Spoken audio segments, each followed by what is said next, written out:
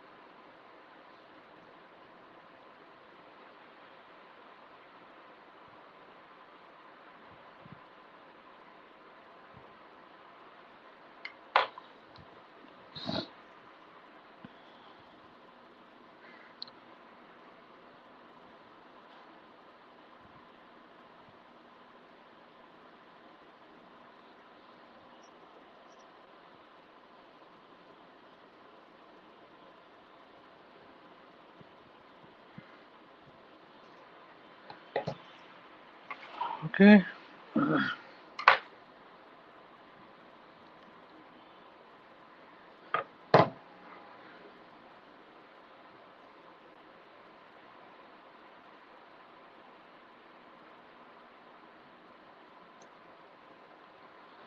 Okay, so today we are going to discuss non-constitutional bodies. So should I start now?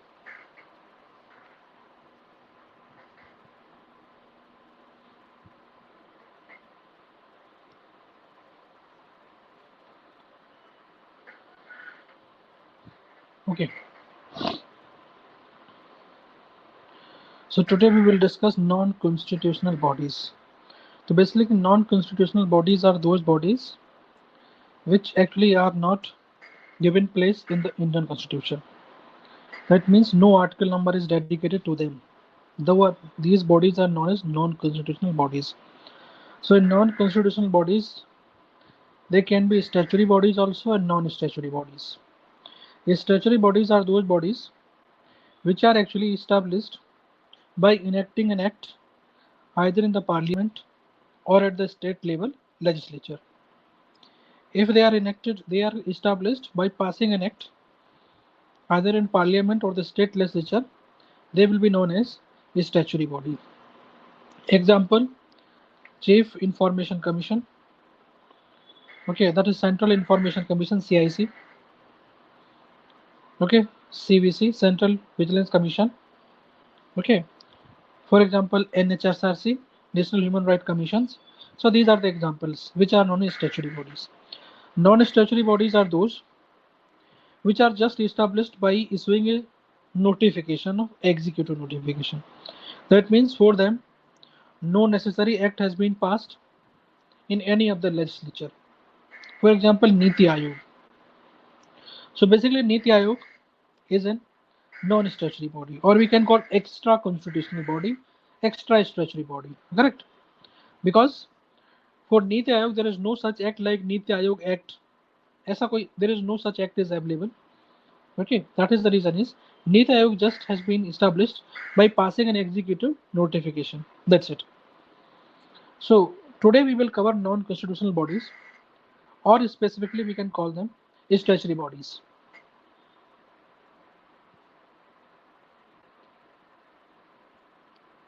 Correct? So one by one we will cover them. First we will going to cover Central Vigilance Commission, that we call CVC. Okay. So for this body clay we are going to cover first introduction. So Central Vigilance Commission is the main agency for preventing corruption in the central government. That means it is a dedicated agency to prevent the corruption at the central level, not at the state level. Okay, not at the state level. That is the reason is it is known as Central Vigilance Commission. So basically it was established in 1964 by an executive resolution, just like a Niti Aayog. So no act was passed for it. It was just established in 1964 by an executive resolution of the central government after recommendation of one committee, and that committee is known as Sanathanam Committee. So this committee name is important. Question can be asked, on which committee recommendation CVC was established? So basically CVC was established on the recommendation of Sanathanam Committee. But in 2003, Parliament actually enacted a CVC Act, that is Central Vigilance Commission Act, and confer its power of confer statutory status on CVC. So see, when Parliament has enacted the law, then it became a statutory body. One more thing very important, CVC is not controlled by any ministry or department. That means it is not neither under Ministry of Home Affairs or Department of Personnel and Training DOPT. It is an independent body. Okay, so that is the difference between CBC and CBI. CBI comes under Department of Personnel and Training, that's we call DOPT. Okay, under which UPSC is also there. So it is an independent body, which this body is only responsible to the Parliament, like CAG. CAG already we have covered. CAG is also not controlled by any ministry or department. CAG is also an independent body, which is only responsible to the Parliament. Same way CVC is also responsible only to the Parliament. Clear? So that is the thing. So see, क्या हुआ था कि 1941, this is the little bit history. In 1941, there was a special police establishment was there. In the 1941, there was a special police establishment, and this function of this special police establishment, that is we call SPE. Okay, the function is called special police establishment. In 1941, it was present. The function of this special police establishment were to investigate the cases of bribery and corruption. That was the main work. So this bribery and corruption related with which work? In the transactions during the war and supply Department of India during World War II. During World War II, there was a lot of transactions was happening, okay, related with war and related with supply. So during that time, lot of corruptions done. So to investigate that corruption, we were having this special police establishment. But even after the end of this war, the need for the central government agency to investigate the cases of bribery and corruptions by central government employees was felt. Okay, such bodies need to be continued even after the World War II. So then we came Delhi Special Police Establishment Act. It was therefore brought into force in 1946. So the new act came, Delhi Special Police Establishment Act 1946. Correct?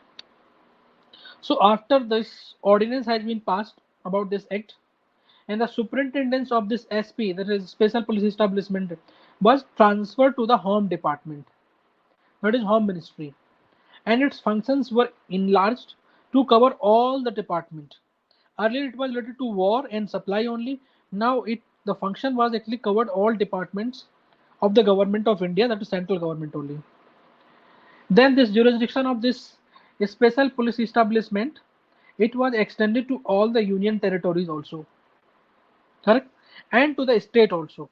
But when we are actually increasing to the state, the thing was this, only with the consent. If we are actually increasing this jurisdiction to the state, then state consent was required. Clear? By 1963, this special police establishment, it was authorized to investigate offences under 91 different IPC section. See, so much jurisdiction was enlarged. Correct? Clear? And under Prevention of Corruption Act 1947 also. Prevention of Corruption Act 1947. This much work it was done. So a growing need was felt at that time for a central police agency. What was happened?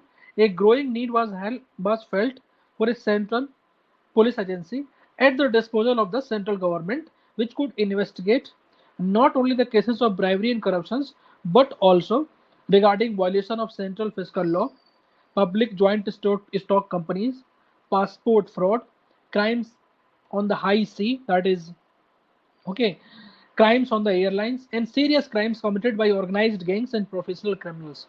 So during this time, on the recommendation of on the recommendation of Sanathanam Committee on prevention of corruption. This committee was actually based on the this committee was based on prevention of corruption. This CBI was established actually instead of CVC. ध्यान रखना in 1963 then CBI was established by resolutions of the Ministry of Home Affairs. Okay, in 1963 1st April by resolutions of Home Affairs. That means CBI at that time was not a statutory body. Correct, because no act was passed. Only resolution was issued by the Ministry of Home Affairs. Later actually it was transferred to the Ministry of Personnel. Later the CBI, it was transferred from the Ministry of Home Affairs to the Ministry of Personnel, and now it enjoys the status of an attached office of the DOPT. But in 1964, the CVC was set up by the government on the recommendation of the same committee, that is Sanathanam Committee. For what purpose? To advise and guide central government agencies in the field of vigilance. Means what was the work of CVC? To guide and advise the central government agencies in the field of vigilance. The Supreme Court in one judgment, that is Vineet Narayan versus Union of India in 1997 gave directions regarding the superior role of CVC. That means instead of giving superior role to the CBI, Supreme Court says that the CVC is an independent body, so it should have superior role, correct? So in this case, the role of CBI was criticized.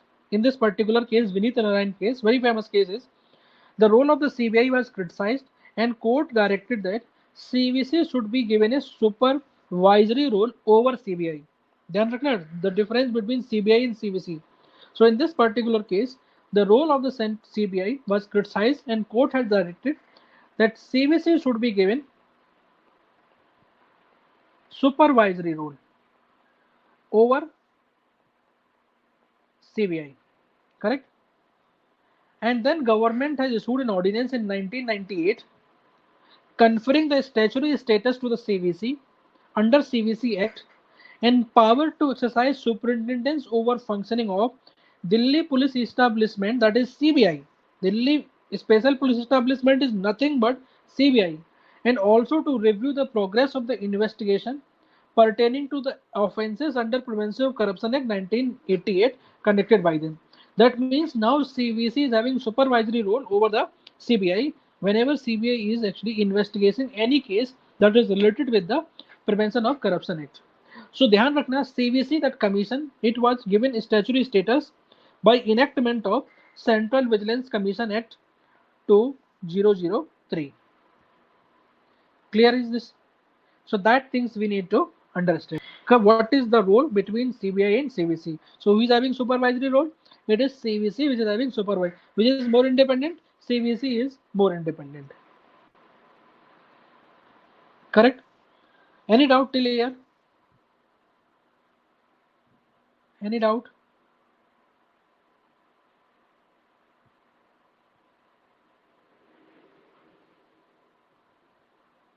No? Okay. Now composition.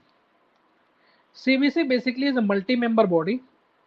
It consists of a Central Vigilance Commissioner, that is chairperson, and not more than 2 Vigilance Commissioner. So it's just like election commission only. Like election commission, one is chief election commissioner, other is like two other election commissioners. Same way CVC will be having one Central Vigilance Commissioner and 2 other Vigilance Commissioner, and they are appointed by whom? By the President. President will appoint on the recommendation of 3-member committee. It is important. 3-member committee consists of Prime Minister as its head, Home Minister another, and third is leader of opposition in the Lok Sabha. If there is no leader of opposition in the Lok Sabha is available, then leader of the largest single party in the opposition. Correct? If leader of opposition is not available in the Lok Sabha, then leader of the single largest opposition party. Total 3 members is there, 2 from the government side and one from the opposition side. So these 3-member committee, they actually recommend the name of the CVC and VC, that is two vigilance commissioner. Even such selection committee is not available in case of appointment of election commission. That election commission is appointed directly on the advice of the central government only. That means no opposition member is involved there. Now, tenure of office. In constitutional bodies, we have seen most of the time the tenure is either 5 years or 65 years, whichever comes earlier. But in case of CVC, the tenure is 4 years, not 5 years, or until the age of 65 years. That means either 4 or 65. But earlier हमने बोला था either 6 or 65, not like this in constitutional bodies. But यहाँ पे either 4 year or 65 years. And they are not eligible for further employment, so that they can work in independent manner only under central or state government. Removal of the CVC, how we can remove them? So president can remove CVC or any other vigilance commissioner from office under following circumstances. If he is adjudged insolvent, that is bankrupt, or if he engaged during his term any paid employment outside the duty of his office. See, they are same like UPSC. If you read the removal of UPSC, they are also having the same conditions. Same यहाँ पे. If he has acquired any such financial or other interest as likely to affect the prejudicially his official function. That means if he has acquired something like such financial or other interest, like किसी company में director बन गया or something share he has taken, so that he is not going to work in very independent manner. In such situation, president can remove. In addition to this, president can also remove CVC or other vigilance commission on the ground of proved misbehavior or incapacity. So this proved misbehavior or incapacity, these grounds are available, okay, for which dignitary to remove? किसको remove करने के लिए ये proved misbehavior or incapacity ground is available? Anyone?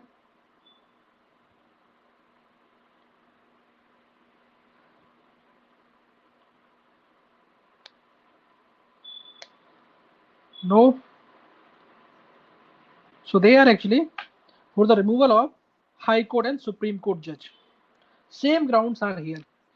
So in these grounds also, president can remove chief vigilance commissioner or other commissioners. But in these cases, president must refer the matter to the Supreme Court for an inquiry and then act accordingly. Same removal of the UPSC chairman and member also, president can remove, but for that, Supreme Court inquiry need to be done. Same way for the removal of CVC. मतलब if these three things, okay, ध्यान रखना, for this three matters के लिए, president can remove without Supreme Court inquiry, but if president want to remove for other matters like for proved misbehavior or incapacity, then Supreme Court inquiry is must. And whatever the inquiry result will be there, if in the inquiry the CVC or VC they are found guilty, then president need to remove them. Salary and allowances. So salary and allowances, another condition of service of CVC. They are similar to those of chairman of the UPSC and that of vigilance commissioner as the member of UPSC. So they are equal to the UPSC. So chief vigilance commissioner salary and allowances condition service will be equal to the UPSC chairman, and members of that like vigilance commissioner other two members unka was similar to the member of UPSC, but they cannot be varied to his disadvantage after his appointment. It is very similar. What is the function? CVC basically receive complaints. This is very important. So chief vigilance commissioner, they actually receive complaints on corruptions or misuse of office and to recommend appropriate actions. Following institutions, bodies or a person can approach to CVC. Central government can approach, Lokpal can approach, and whistleblower can approach. ध्यान रखना, who can approach? These things.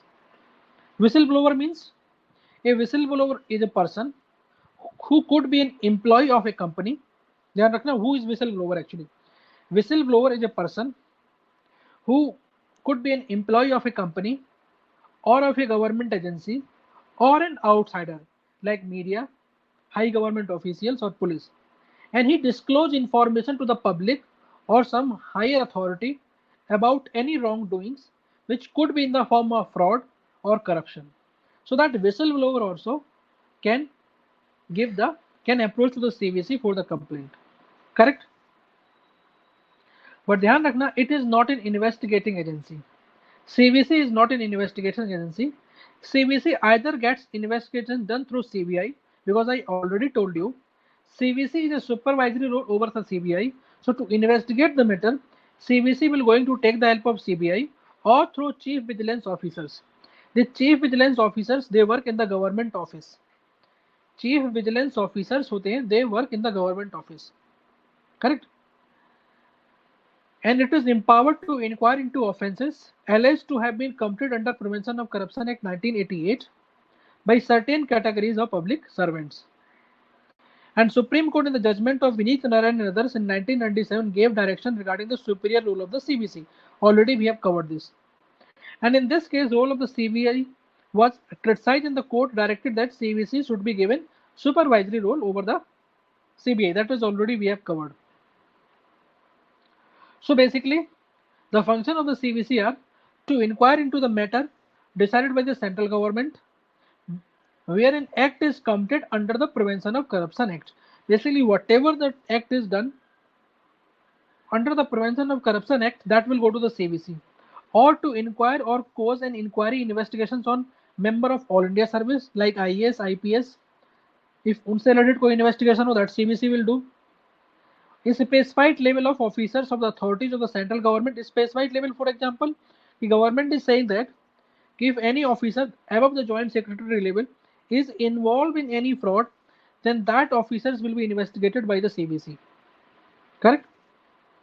And to exercise superintendence over the functioning of the Delhi Special Police Establishment, and Delhi Special Police Establishment is nothing but CBI, and to review the progress of investigation conducted by Delhi Special Police Establishment. Again, Delhi Special Police Establishment means CBI, which comes under the Prevention of Corruption Act. That work will be done by the CVC.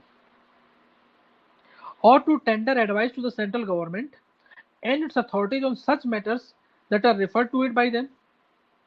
Because I already told you, starting with the main motto was this only, to advise the central government and to exercise superintendent over the vigilance administration in the ministry. I already told you there is a central vigilance officers are working in the ministry. So this body actually exercise superintendence over those administration also.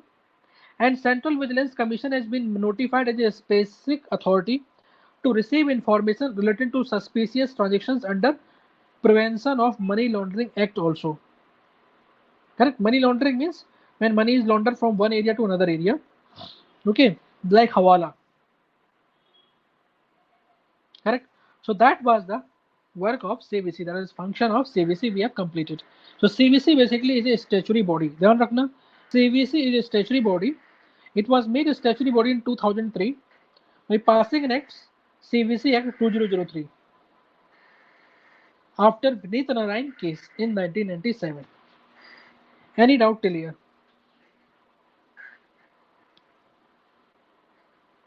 किसी को कोई doubt हो? Yes or no?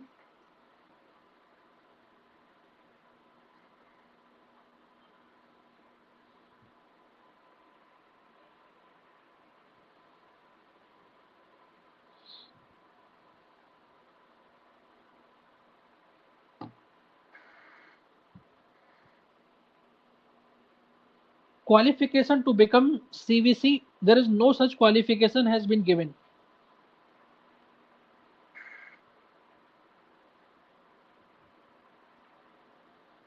Okay, any other doubt? Anyone? Yes or no?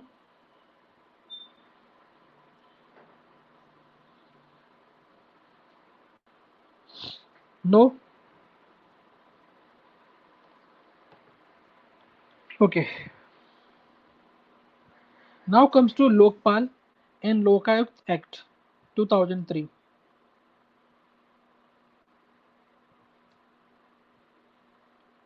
Okay. So CVC में एक चीज और हुआ था, that also we are going to cover under this Lokpal and Lokayukt Act 2013. When this Lokpal Act came in 2013, this act actually has amended some provisions of the CVC Act 2003. This act has amended some provisions of the CVC Act 2003, whereby Commission has been empowered to conduct preliminary inquiry into the complaints referred by Lokpal in the respect of officers and officials of group BCD. I already told you from where actually it is getting complaint, from the central government, from the Lokpal, or from the whistleblower. So from the Lokpal it is coming through under this act only. Now what about chief vigilance officers? तो chief vigilance officers कौन होते हैं? ध्यान रखना कि vigilance department in the vigilance administration and department organisation is headed by chief vigilance officers and the commission's activities concerning inquiry or causing inquiry are supported carried through the CVO. They are nothing but, for example, ki departments are also having their own officers. Whenever any wrongdoing is happening in the department, inside the department, then they can take the help of this vigilance officers. They are working under various ministries and department. That means internal inquiry they can do through this vigilance department only, or vigilance administration in the department only. CVC takes help, okay, in solving the, okay, that fraud cases. So complaint received in the commission are scrutinized thoroughly, and wherever specific and variable allegations of the vigilance nature are noticed, the complaints they are forwarded to the CBO or CBI. If they are small in nature, then they will be forwarded to the CBO. If they are big in nature, they are specific, okay, crimes are in nature, then CVC will forward those things to the CBI to conduct inquiry and investigation into the matter and report to the commission expeditiously. Because I already told you, CVC is not having its own investigative agency. So those chief vigilance officers in all department and organization, they are appointed after prior consultation with the CVC only. Without their actually consultation, these chief vigilance officers cannot be appointed in the department. What is the limitation of CVC? CVC is often considered as a powerless agency because it is treated as an advisory body only and no power to register criminal case. Because I already told you, it cannot register its own criminal case against government officials or direct CBI to initiate inquiries against any officers. It cannot direct CBI. It can direct only when complaints will be received through the central government, and then only it can direct. Sumoto case cannot be taken by the CVC. Although CVC is relatively independent because CVC, it does not come under any department or ministry in its functioning, but it neither has the resource nor the power to take action on the complaints of the corruption, because I already told you it is not having its own investigating agency. So it need to depend either on the chief vigilance officers, and these chief vigilance officers, they are working under the department and the ministry, so their boss will be the ministers only, or it need to depend on the CBI, and CBI is not an independent agency completely because it works under DOPT only as an attached office. That is the reason is we can criticize the role of CVC. Now give the answer. What could be the answer? A, B, C, D.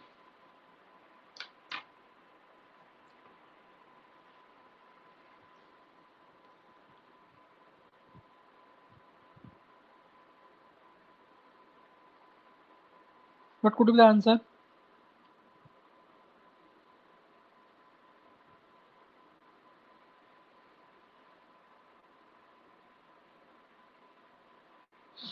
B.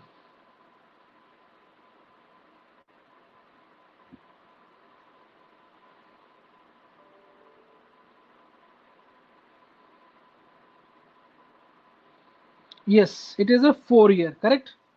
So it was an easy pick.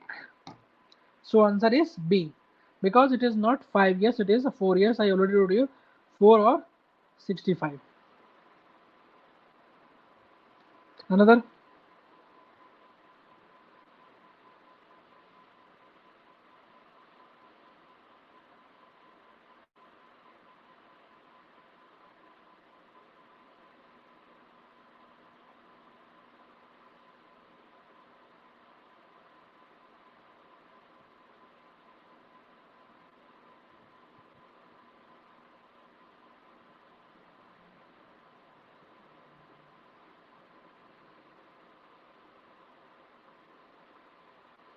A and D. 2 to answer.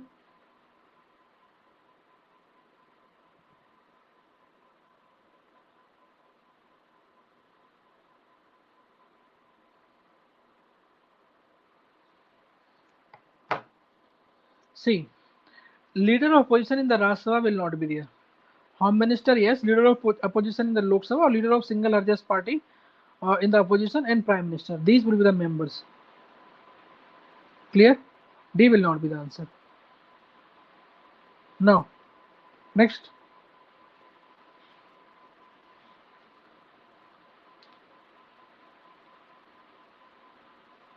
Shashikant, it will not be personal training because that is CBI. CBI actually comes under Ministry of Personnel and Training, that is DOPT, Department of Personnel and Training.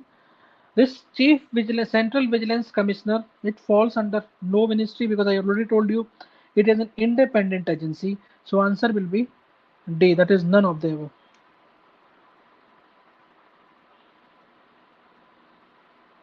Correct?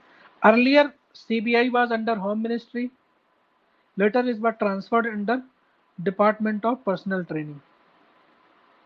But CBC, it does not come under any ministry. It is directly responsible to the parliament.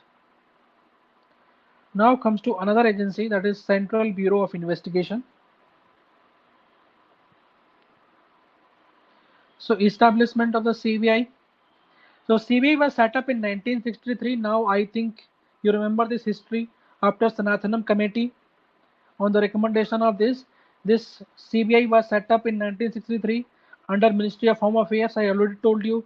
Later it was transferred to the Ministry of Personnel and now it enjoys the status of an attached office. I already discussed it. The Special Police Establishment set up in 1941 was merged with CBI. That is the reason is sometimes CBI is known as Delhi Special Police Establishment, and it became the main investigating agency to the central government. What type of cases handled by the CBI, that also we need to study. So what type of case it handled? Anti-corruption crimes. Anti-corruption crimes, that means for investigation of cases under the Prevention of Corruption Act against public officials and the employees of the central government, public sector undertaking, that is PSU, corporations of the bodies that is owned or controlled by the government of India. So most of the time, because I told you central, this is a central agency, not a state agency. Economic crimes also it comes under it, like major financial scams and serious economic frauds, including crime related to fake Indian currency note.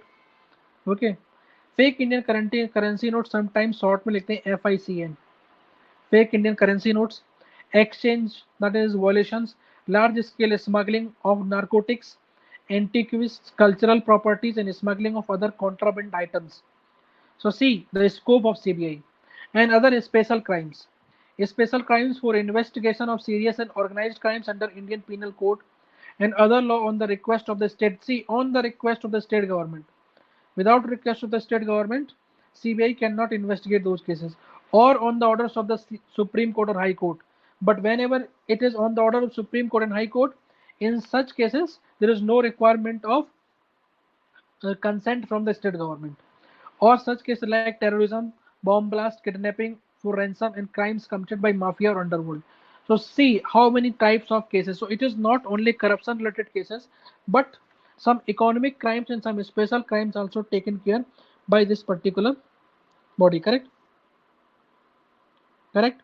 Clear as this? So this much of cases is done by it.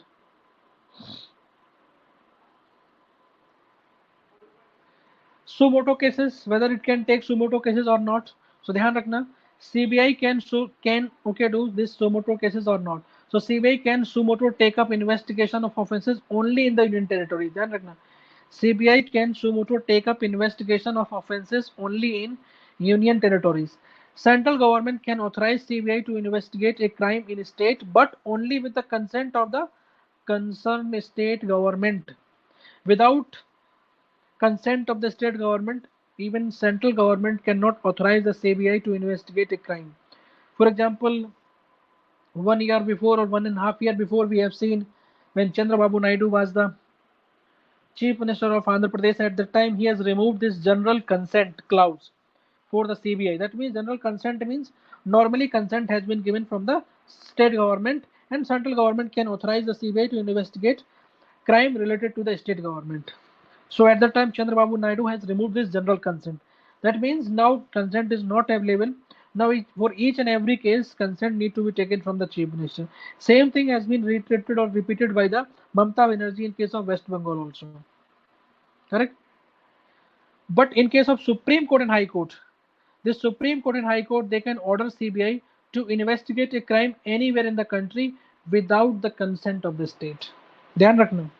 Supreme Court and High Court, they can direct the CBI to investigate any crime anywhere in the country without the consent of the state. So if question is coming, whether state crime can be investigated by the CBI, yes, they can be, but on the recommendation of the Supreme Court and High Court without consent of the state government. Otherwise, state government consent is required. Now comes to director of the CBI. How director of CBI is appointed? So in 2014, Lokpal Act provided a committee for appointment of CBI director. So question is coming, the CBI director is appointed, okay, based on which act? So it is not based on Delhi Special Police Act, but it is based on Lokpal Act. So under this Lokpal Act, only a committee for appointment of CBI director was written, and committee will be consist of headed by Prime Minister. Other members will be leader of opposition, all leader of single largest opposition party, and Chief Justice of India. If Chief Justice of India is not available, then any Supreme Court judge. Correct? So 3 members committee will be there. See, this 3-member committee is different from the appointment of the CVC. In case of CVC, appointment was PM, Home Minister, as well as leader of opposition in the Lok Sabha. Correct? But here, in case of CBI, Home Minister is not available. But in case of Home Minister, this another 3rd member is Chief Justice of India. If Chief Justice of India is not available, then he can send other judge of the Supreme Court. Clear? यहाँ पे क्या होता है? Home Ministry send a list of eligible candidate to the DOPT. What is the process? Home Ministry sends a list of eligible candidate to the DOPT.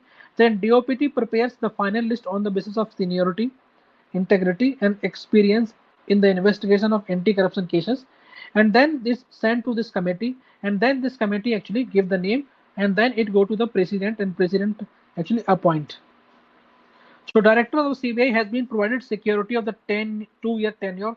This is very important for the UPSC prelims. One statement can be possible. The director of the CBI has not been provided any security of the tenure. It will be wrong, because director of the CBI has been provided security of tenure by which act? CVC Act. That means CBI is not having its own act. Some part in the Lokpal, some part in the CVC. Clear हुआ? Any doubt in case of CBI? कोई doubt?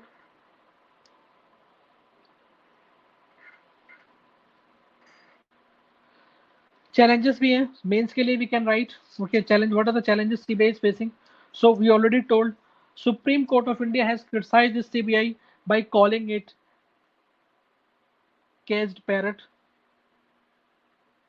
Okay, speaking in its master's voice. Many times such phrase has been given by the Supreme Court. Supreme Court of India has criticized the CBI by calling it a caged parrot, that speaking in its master's voice due to the excessive political interference in its functioning. So one important challenge the CBI is having: excessive political interference. Then it has often used by the government of the day to cover up the wrongdoings, keep coalition allies in line, and political opponent at check. Whenever any political opponent is giving any problem to the ruling party, then they used to use the CBI against them. And it has been accused of enormous delay in concluding investigation. The CBI has been accused of enormous delay in concluding investigations. For example, inertia in its probe against high dignitaries in Jain Hawala Diaries case, 1990s case, taken too much time. There are a lot other finance crimes are there. They have taken more 10 years. That is a loss of credibility. That is one it is facing. Like for example, we can check example Bofors scandal, Hawala scandal, Sant Singh Chatwal case, Bhopal gas strategy case, 2008 Noida double murder case, that is Arushi Talwar case. So many cases are there. It has taken too much time to arrive at any particular decision. Correct? Lack of accountability is there, because CBI is exempted from the provision of Right to Information Act.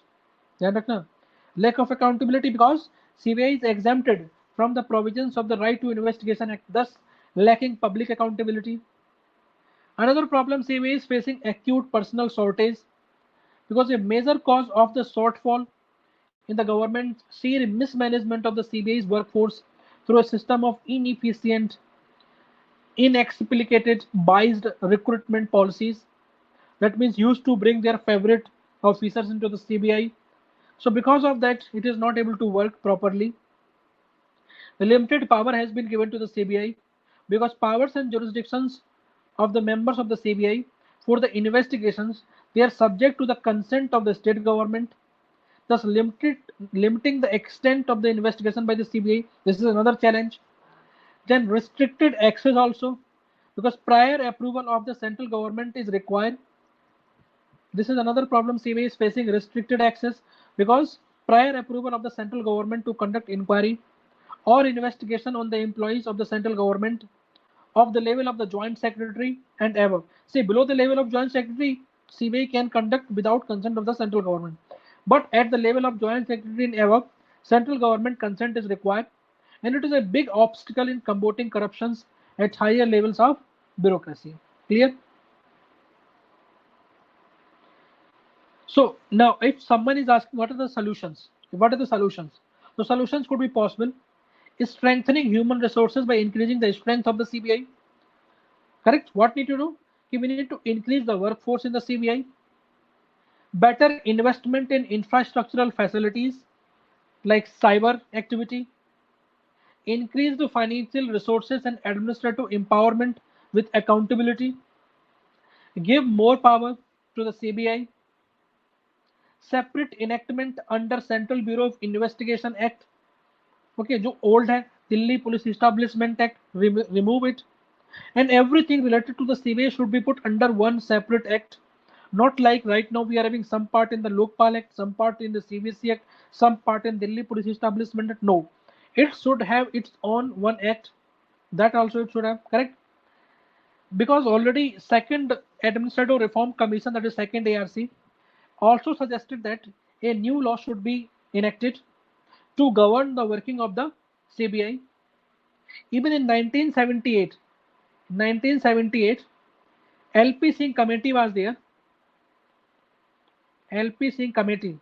It has recommended enactment of comprehensive central legislations to remove the deficiency of not having a central investigative agencies with a self-sufficient statutory character and its charter of duties and functions, because it is still a doubt whether CBI is a statutory body or not, because CBI is a statutory body or not, because CBI has been actually formed by a resolution passed by the Ministry of Home Affairs. That is the reason is CBI is considered as it is not a statutory body.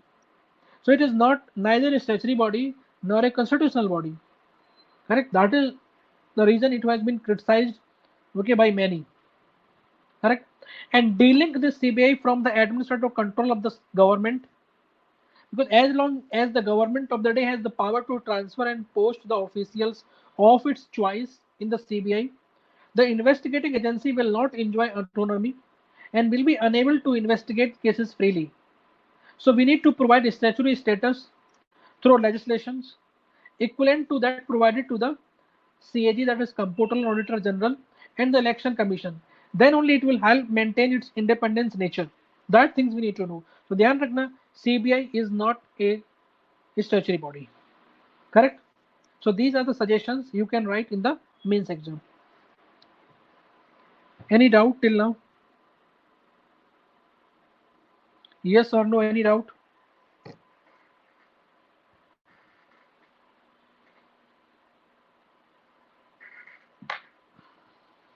Okay. Now we are going to cover Lokpal and Lokayukta.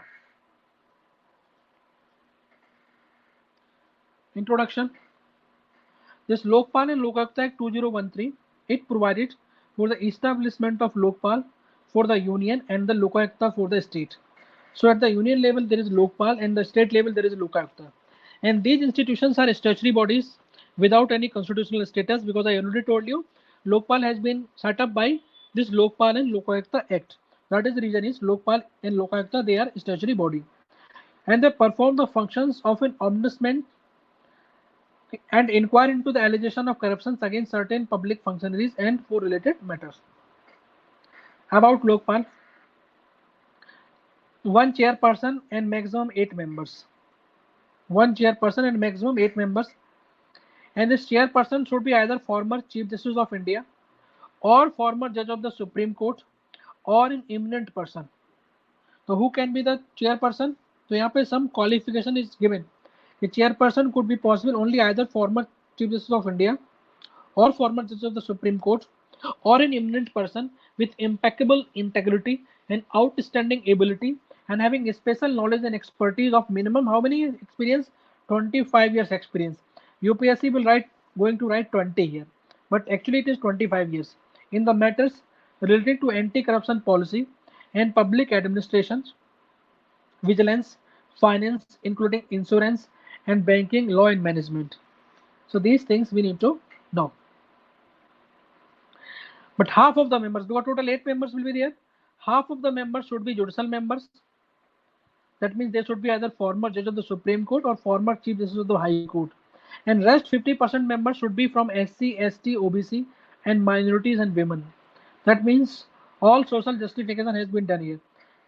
50% members should be from SC or ST or OBC, minority or women. The non-judicial members should be an eminent person with impeccable integrity and outstanding ability with minimum 25 years of experience. That is non-judicial members should be there. Correct? Clear हुआ? Term of office क्या है? The term of office of chairman and the member is 5 years or till 70 years. The rule is 570 here. Correct? And salary allowances and other conditions of service are equivalent to Chief Justice of India and members का होगा including to the judge of the Supreme Court. So that you need to understand. Correct? That we need to understand. Clear? Any doubt till here? And source of the salary of the Lokpal member is Consolidated Fund of India. Consolidated Fund of India. So they are the charged expenditure, okay, on the Consolidated Fund of India. That means they become the part of non-votable part of expenditure to make them independent. Appointment. This is very important for UPSC prelims के लिए, not for the mains, but only for the prelims. Members are appointed by the president on the recommendation of selection committee. So who are the part of selection committee? Selection committee part होगा. Selection committee is composed of Prime Minister, who is the chairperson, Speaker of Lok Sabha, Leader of Opposition the Lok Sabha, Chief Justice of India or a judge nominated by him, and one eminent jurist. So how many members? 1, 2, 3, 4, 5 eminent jurists. So these are the selection committee is composed of. Prime Minister भी है, Leader of Opposition the Lok Sabha भी है, Speaker of the Lok Sabha भी है. Correct? Clear है कि नहीं? So that we need to understand. Any doubt till here?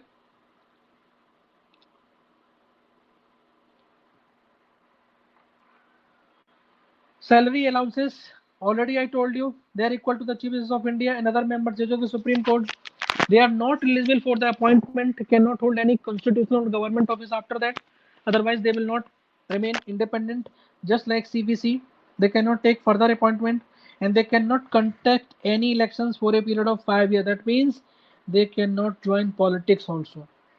Correct?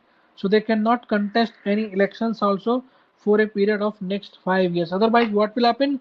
They will favor the ruling party and ruling party later will give the ticket to them. Okay, for the Rajya Sabha membership or Lok Sabha membership. We have seen recently, correct?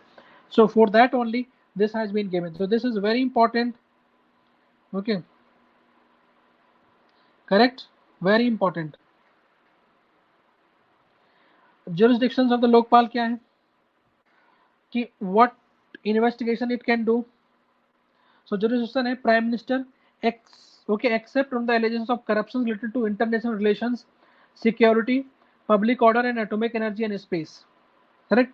So whether Prime Minister is included? Yes.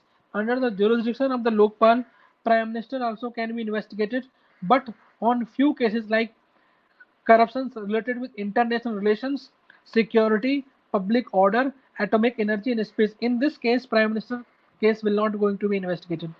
But in such a case, whenever Prime Minister is going to investigate, a full bench of Lokpal considers initiation of a probe. The matlab not 2 or 3 members, entire full members should be there, full bench of the Lokpal. That means all 8 members, including the then Lokpal. Okay, they consider this matter and need to be approved by 2/3 of the members. Then only we this investigation against Prime Minister can be initiated or will go further. So 2/3 members, okay, because reason is this, because if we are putting Prime Minister under lens every okay now and then without giving some security and Prime Minister has resigned, then every time entire Council of Ministers is going to collapse. Then there will be instability in the government. Because of this, to avoid this instability in the government, we are having this such tight scrutiny in case of Prime Minister. And this hearing should be held in camera only, and if the complaint is dismissed, the records will not be published or made available to anyone. That is the case. That much of actually this checks has been put this in case of investigations around Prime Minister. Other is no, in case of Supreme Court okay, Chief Justice of India, this 5-year restriction is not available. Okay, and this they can investigate ministers and the member of parliament also, but except any matter thing they said in the parliament, correct?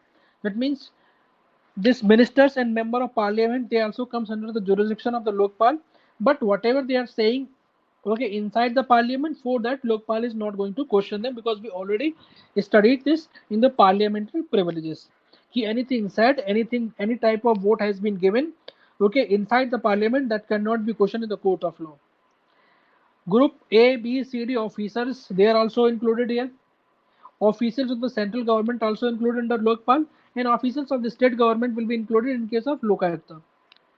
It also includes any person who is or has been in the charge of director, manager or secretary or anybody society set up by the central act or any other body controlled by the central government, or any other person involving in act of abetting bribe giving or bribe taking. मतलब या तो bribe दे रहा है या or he is increasing the bribe. In any case, these members they are also investigated by the Lokpal. They comes under the jurisdiction of Lokpal. So main questions आपको जो UPSC में आएगा कि whether PM comes under, yes. Ministers will come under, yes. Member of Parliament will come under, yes. Group ABCD officer will come under, yes. All will come under jurisdiction of Lokpal. But only in case of the Prime Minister, some exceptions has been given, some tight scrutiny has been done. Now, what is the power? So it has the power to superintendence over and to give direction to the CBI. If Lokpal has referred a case to the CBI, the investigating officers in such case cannot be transferred without the approval of the Lokpal. Now central government cannot transfer those officers without the approval of the Lokpal. This is very important. You need to remember. This inquiry wing of the Lokpal has been vested with the power of a civil court, not the criminal court. Dhyan rakhna, because inquiry wing is not complete having the power of criminal court. Inquiry wing of the Lokpal will be having the power of civil court. That means they can summon anyone as a witness. They can ask to produce any document before it. Lokpal has the power of confiscation of the asset because it has a civil court power. Confiscation of assets, proceeds, receipts, benefits arising or procured by the means of corruption in special circumstances. Lokpal has the power to recommend transfer or suspension of public servants connected with the registration, yes. And Lokpal has the power to give directions to prevent the destruction of records during the preliminary inquiry. But what is the drawback? सब अच्छा अच्छा चीज पढ़ लिया, everything good is there, but some drawbacks and limitations are also there in case of Lokpal. Limitations are following are the drawbacks in case of Lokpal Act. Lokpal cannot suo motu proceed against any public servant. See, suo motu power is not given. For example, unlike in Supreme Court and High Court, they are having suo motu power. Lokpal is not having this suo motu power. Second is emphasis on the form of complaint rather than substance. Okay, how we need to follow file the complaint. Lot of emphasis has been given here. Instead of that, what type of complaint is there? The emphasis was not given to them. Heavy punishment for false and frivolous complaint. It is good, but it will deter the okay, anyone to file the complaint, because they will fear if something happened and they are declared it is a false case, then there lot of high penalty will be put into them, correct? Anonymous complaints are not allowed. Again, whistleblower type of complaint are not allowed, which means one cannot just make a complaint on plain paper and drop it in the box of with supporting documents. It will not be accepted. Legal assistance to public servant against whom complaint is filed. मतलब जिसके against complaint has been filed, that person will going to get legal assistance. Limitation period of 7 years to file complaint. This means older than 7 years cases will not be taken here. And very non-transparent procedure for dealing with the complaint against the Prime Minister. I already told you in case of Prime Minister, if they are declaring that Prime Minister has not done anything bad, then on what basis they declared this? This will not be recorded. So very non-transparent procedure is there for dealing with the complaint against the Prime Minister. So that was the Lokpal. Any doubt till here regarding Lokpal? Any doubt? Yes or no? No. Okay. Any other? Any other person? No doubt.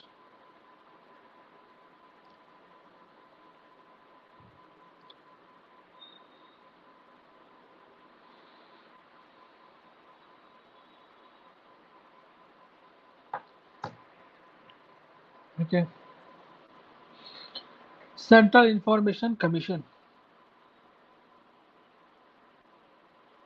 Composition. The commission consists of a chief information commissioner and 10 information commissioner. The composition means how many will be the members there. So this Central Information Commission will be having one chief information commissioner and 10 other information commissioner, that is IC.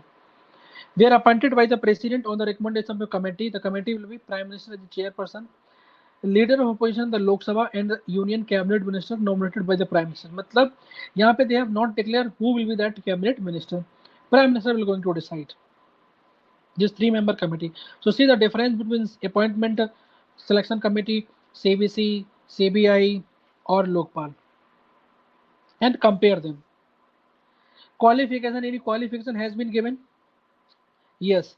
Qualification for membership to commission are people who should be the person of eminence in public service with experience in the field of law, science and technology, governance, social service, management, journalism, mass media or administrations. They will go into. They should not be MP or MLAs or connected to any political party and doing some business or holding office of profit. They should not be this. They hold office till the age of 6 years, 65 years or 5 years. Now this thing has been changed now. Now this 5 years has been reduced to 3 years. ध्यान रखना. Earlier it was 65 years or 5 years, but now it has been reduced to 65 to 3 years. We will cover that later. But this information, जो commissioner है, this information commissioner is eligible for the post of chief information commissioner, but can be in office for maximum 5 years, including in the tenure of information commissioner. That means if he's already in information commissioner and he's already completed 4 years, then he can be chief information commissioner only for 1 more year. The total year will be not more than 5 years. Other than that, they cannot work anywhere. They are not eligible for further employment. Clear? Otherwise, they will not be eligible. Correct? Clear है this much? Tenure क्या है in salary? Correct? That we need to cover. So see, earlier under RTA Act 2005, it was 5 years, but under this RTA rules 2019, now it became 3 years. So that is very important. Now it has been changed to 3 years. Earlier salary of CIC was equivalent to the Chief Election Commissioner and other information commissioner का था, that was election commissioners. But right now the equivalence has been removed and they are given fixed salary. That means if Chief Election Commissioner is earning more than that, it has no issue. Earlier they were given equivalent to the Chief Election Commissioner. Now this received salary of 2,50,000, another election commissioner they were received salary of 2,25,000. See, earlier other information commissioner was also having the same salary, but right now earlier chief information commissioner and other information commissioner, both were having same salary, but right now see 25,000 difference is there. CIC 2,50,000, other 2,25,000. That also we need to know this. This has been changed by RTA rules 2019. So see, number of years has been changed. Earlier 5 years, now 3 years. But till 65 years ही रहेगा. 65 or 3 years, whichever comes earlier. Earlier क्या था? 65 years or 5 years. Now it is this. Power and functions. They act as a second appellate authority for RTA applications. जब भी आपके जो भी information officers used to be there, अगर you are not happy, they will work as an appellate authority. You can appeal before them. They inquire into complaint under RTA Act. They have power of the civil court. No public record can be withheld from it during inquiry of complaint. They can secure compliance of its orders from a public authority. Yes. They can submit annual report to the central government, and commission can recommend steps to be taken by authority to become complaint under RTA. These things will be done. Removal, how they will be removed? So removal is done by the president only on the grounds of bankruptcy, unsound mind, infirmity of body or mind, sentenced to imprisonment for a crime, or engaged in paid employment. Easy है. But they can also be removed just like a proved misbehavior or incapacity. But in this case, Supreme Court need to inquire to find him guilty. If they are found guilty, then they can resign by writing to the president, or president will going to remove them. Clear? So this much we have covered. Any doubt till here?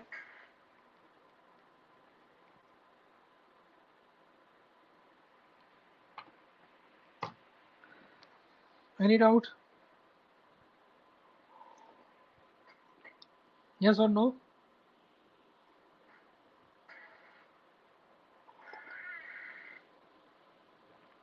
No. So now we will cover National Human Rights Commission.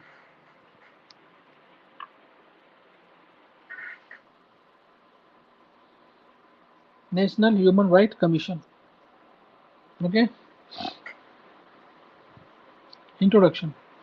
This National Human Rights Commission is a statutory body. Yes. ध्यान रखना, this National Human Rights Commission is not a constitutional body. Like National Commission for Scheduled Caste, Scheduled Tribes, OBC, they are constitutional body. But National Human Rights Commission is statutory body. It was established in 1993 under this act, that is Protection of Human Rights Act 1993. This is act you need to remember to mention in the mains exam. This act was amended in 2006. What is the history of human rights? In 1948, United Nations adopted this Universal Declaration of Human Rights. ध्यान रखना, in December 1948, United Nations adopted this Universal Declaration of Human Rights. In 1991, the Paris Principles were established by the human rights institutions. Paris Principles. You can mention in the essay paper also. In 1993, United Nations adopted these Paris Principles at its General Assembly. General Assembly we are already covered in current affair class. In 1993, India enacted the Protection of Human Rights Act, and this led to the formation of National Human Rights Commission. The Protection of Human Rights Act also allowed state government to establish a State Human Rights Commission. So same this Protection of Human Rights Act, this also gives power to the state government to set up a State Human Rights Commission.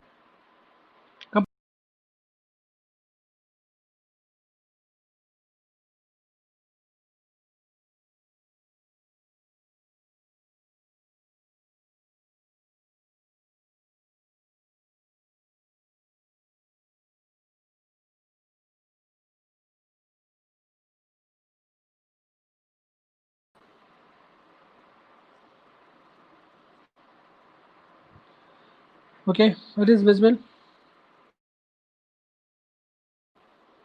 So, what is the composition? National Human Rights Commission is composed of chairperson and 8 other members. And these 8 members may 4 full-time members and 4 deemed members. Deemed members means because they are the members of other bodies, that is the reason they are the members here.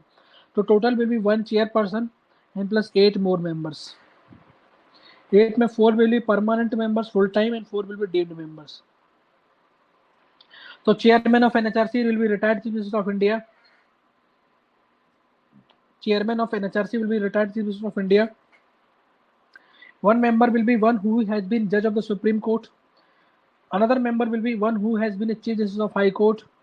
Two other members will be candidate with the knowledge of practical experience in the matter of human rights. And deemed members or ex-officio members will be members, that is chairperson of National Commission for Minorities, National Commission for Scheduled Castes, National Commission for Tribes, and National Commission for Women, but not for OBC. ध्यान रखना, that is chairman of the National Commission for OBC, not member.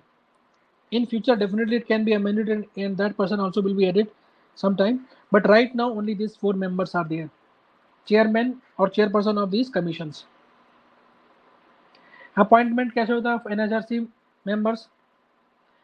तो appointment के लिए appointment committee headed by prime minister and other members will be speaker of the Lok Sabha, the minister in charge of the ministry of home affair, that is home minister, leader of the position in the House of People, that is Lok Sabha, leader of the position in the Rajya Sabha, that means both leader of position are present here, and deputy chairman of the Council of State.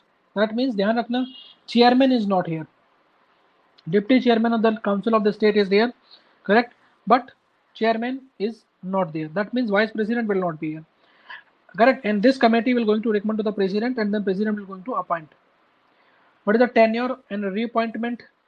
Chairman and the members hold office for a term of 5 years or until they attain the age of 70 years. That means 5 and 70 principle is here, already we discussed. And the chairman and the members, they are not eligible for further employment in the central or state government. They cannot work anywhere after that. Removal. The president can remove the chairman or any other member from office under following circumstances. See, these circumstances are same like UPSC or like CBC, adjudge involvement, or he is busy in any paid employment, or if he is unfit to continue to office by reason of infirmity of mind, or if he is unsound mind, or he is converted and sentenced to imprisonment for an offense. Easier. While the removing the chairman or member on the basis of incapacity, the president has to refer the matter to the Supreme Court, because for incapacity में क्या होता है, we need to prove whether incapacity is there or not, because for other circumstances it is clearly visible, evidence will be there, but for the incapacity, inquiry need to be done by the Supreme Court, then only president can remove National Human Rights Commission chairman or member. Now what is the function and power? Again same like other commissions. It can investigate any complaint related to the violation of human rights in India, either suo motu, this is very important, suo motu, or after receiving a petition, in both cases, because we have seen sometimes any human right violation news used to come in the newspaper, and next day human rights commission जो होते हैं, they used to ask the body like police or other कि why this violation of human rights happened. So without even receiving the complaint, they used to do suo motu cases. NHRC can interfere in any judicial process that involve an allegation of violation of human rights. Very important.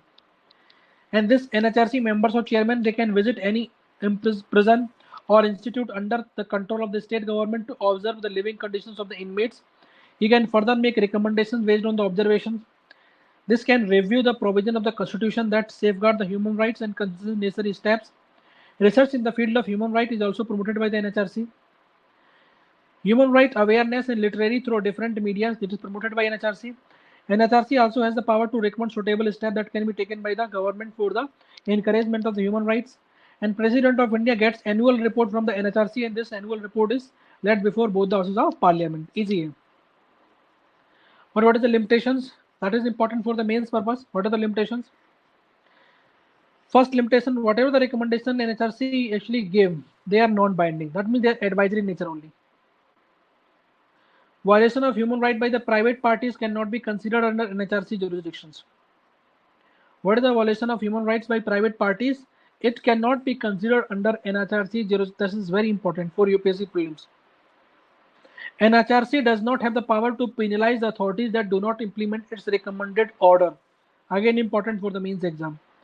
3 of the NHRC members are judges, because I told you chairman, judge, other 2 members are judge, which give the functioning of the commission just like a judicial touch, not an administrative touch. Other members that are recommended by the selection committee may not necessarily are the human right expert. That is another problem. NHRC does not consider the following cases, which are cases that are older than 1 year, very important, and cases that are anonymous, pseudonymous or vague, frivolous cases, or cases pertaining to the service matters not taken by it. NHRC has a limited jurisdiction over cases related to armed forces, like Armed Special Force Power Act. ASPA is there. Regarding that, NHRC cannot do anything. NRCC faces issues like excess cases, complaints, insufficient funds, and bureaucratic functioning. And most important, NRC comes under Ministry of Home Affairs. Most important criticism of NHRC is that it comes under, okay, more or less it works under Ministry of Home Affairs because it provides the personnel also. And most, okay, the department or ministry that actually, यहाँ पे human right violation used to be there, it is the Ministry of Home Affairs only, because entire police agency, investigative agency, they comes under Home Ministry only. So that is another problem we are facing regarding NHRC. Clear? And NHRC is more important for the mains exam.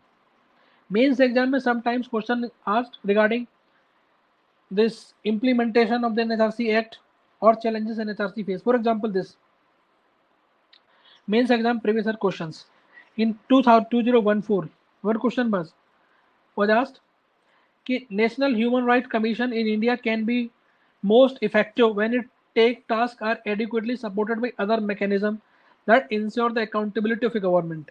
In light of the above observations, assess the role of NHRC as an effective complement to the judiciary and other institutions in promoting and protecting the human rights standards. This question was asked in 2014. So this you need to write answer regarding this question. Another question that was asked in UPSC 2018.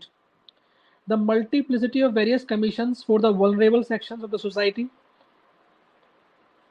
leads to the problems of overlapping jurisdictions and duplication of functions.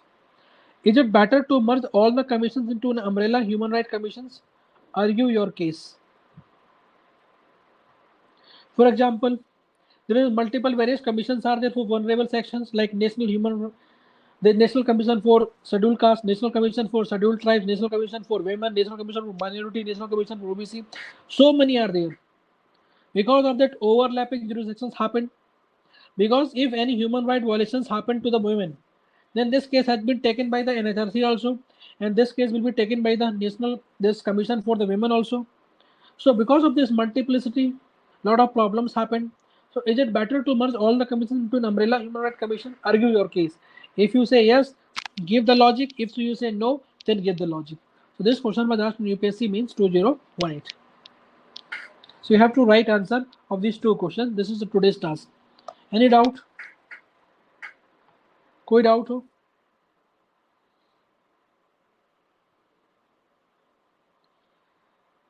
Yes or no? Any doubt? Anyone?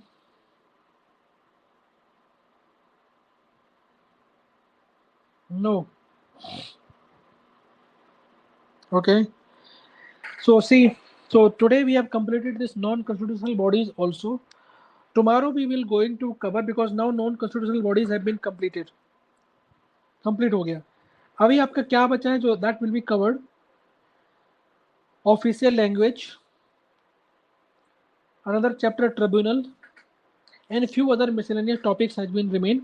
They will be covered in tomorrow class, and tomorrow your Indian polity has been completed now.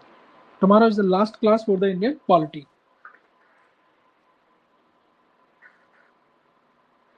Any doubt?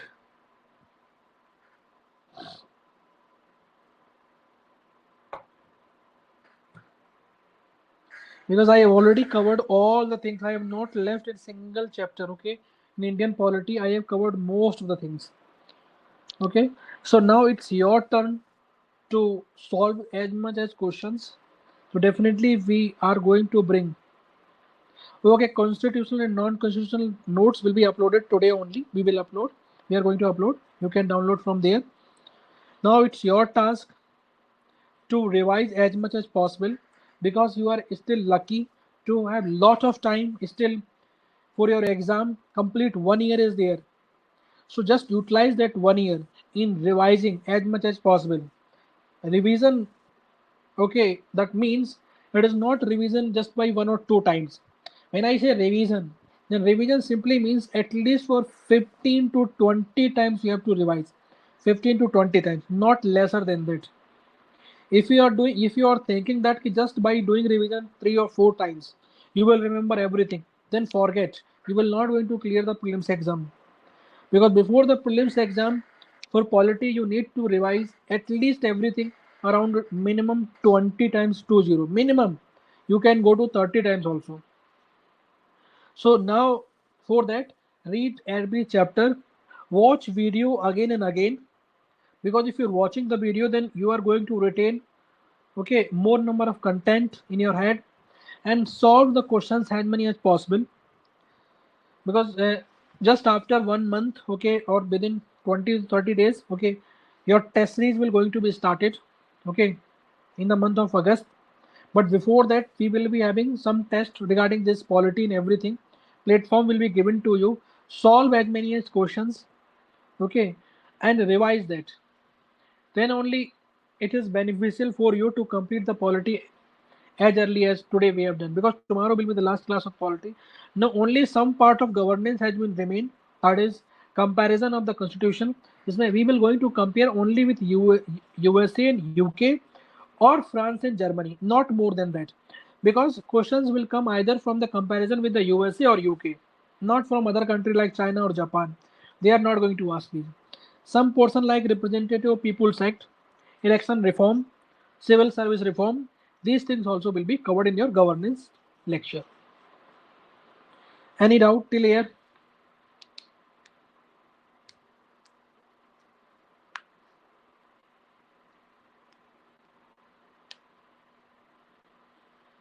No? Okay, so thank you. So tomorrow we are going to meet for the last class of Indian polity.